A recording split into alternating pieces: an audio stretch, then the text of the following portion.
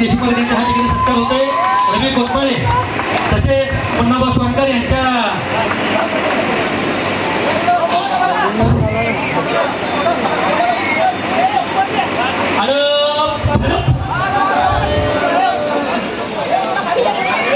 आता कसं वाटत आहे, आता कसं वाटत आहे. भक्तलिंग हर्र बोला हर्र.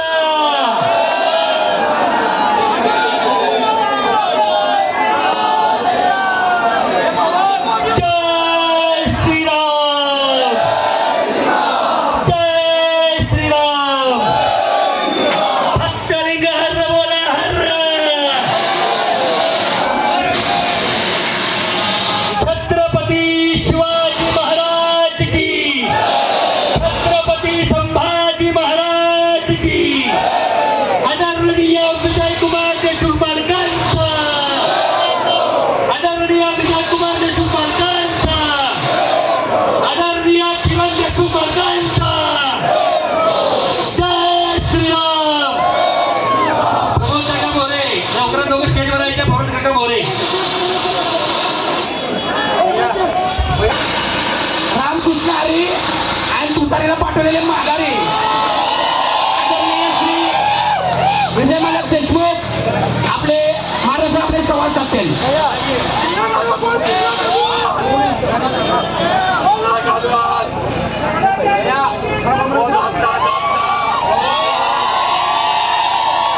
आजच्या विधानसभेच्या निकालानंतर ना या सोलापूरमध्ये एक प्रकारचा जल्लोष तयार झाला.